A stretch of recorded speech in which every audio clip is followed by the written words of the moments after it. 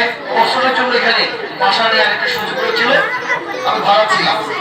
ওই সময় থেকেই আমার মনে হচ্ছিল যে এখানে যদি আমার একটা স্থায়ী আবাসন হতো আমার মনে ভালো। তো যেটা বলেছি আল্লাহ কবুল করেছেন, আমাদের দোয়া বরকতে এখানে আমার নিজস্ব আবাসন ফ্ল্যাট। এরপরে স্কুলটাও পেয়ে গেলাম, আমার সন্তান রাফিদাজ এবং সাইফা বড় হয়ে গেল এবং আমি সুযোগ পেয়ে গেলাম। আল্লাহ রব্বুল আলামিন আমাকে সুযোগ তৈরি করে দিল এই স্কুলে আমার সন্তানকে পাঠদান করানোর জন্য। শুকরিয়া মহান রব্বুল আলামিনের কাছে। তো প্লে এবং নার্সারি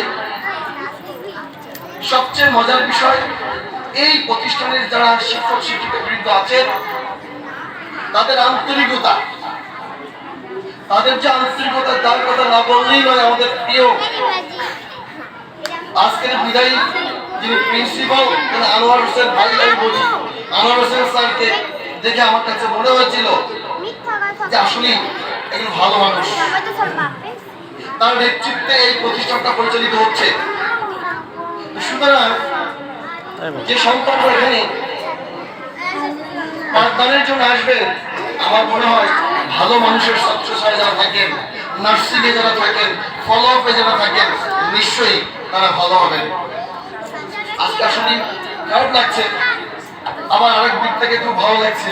আমি যখন শুনতে পেরেছি আমাদের সম্মানিত প্রিন্সিপাল মহোদয় তার সেই পরিবেশ কর্মসংস্থানে সে ফিরে পেয়েছেন এবং ভালো একটা অবস্থানে তিনি আছেন।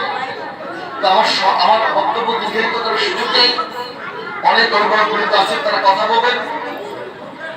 তো আমরা যারা অভিভাবকবৃন্দ আছি এখানে, আমাদের প্রত্যাশা থাকবে এই international laboratory school and college যুগ যুগ ধরে নয়, অনন্তকালের জন্য এই এলাকার অত্র এলাকার আমাদের অভিভাবকবৃন্দদেরকে সেবা দান করবেন, আমাদের সন্তানদেরকে সুশিক্ষায় শিক্ষিত করবেন।